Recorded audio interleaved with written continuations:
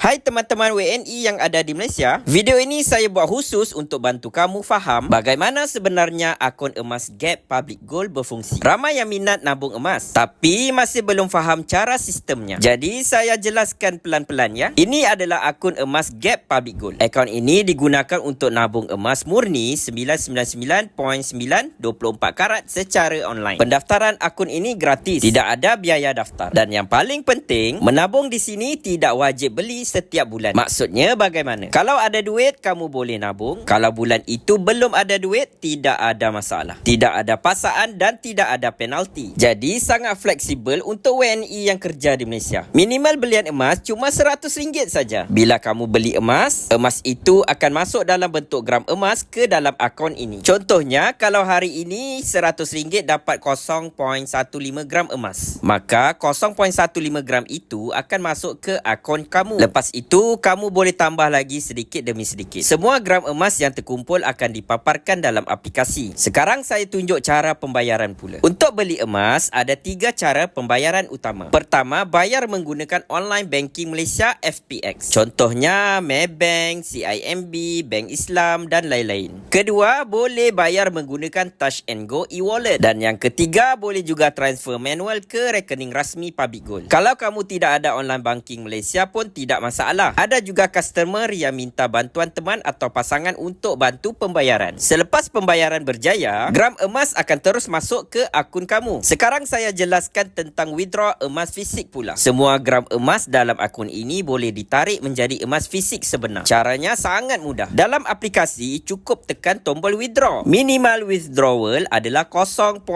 gram gold bar. Public Gold menyediakan banyak pilihan produk emas seperti 0.5 gram, 1 gram, 5 gram, 10 gram dan banyak lagi. Jadi, kamu bebas pilih mahu tarik emas yang mana ikut gram yang sudah terkumpul. Dan yang menariknya lagi, emas fisik ini bukan saja boleh diambil di Malaysia, tapi juga boleh diambil di 8 cabang Public Gold Indonesia. Jakarta, Bandung, Yogyakarta, Banjarbaru, Surabaya, Makassar, Bekasi dan Balikpapan. Jadi, kalau satu hari nanti kamu pulang ke Indonesia, kamu tetap boleh ambil emas fisik kamu di sana. Kalau lokasi rumah jauh dari cabang pun tidak masalah, sebab Public Gold juga menyediakan layanan pengiriman emas berinsuransi. Sekarang saya jelaskan fungsi sell pula. Kalau suatu hari kamu perlukan duit, kamu juga boleh jual gram emas dalam akun. Cukup tekan tombol sell di aplikasi. Duit hasil jualan akan masuk ke akun bank kamu. Jadi dalam satu aplikasi ini, kamu boleh beli emas, simpan gram emas, withdraw emas fisik, jual balik emas. Semua boleh dibuat terus dari HP. Jadi untuk WNI yang kerja di Malaysia,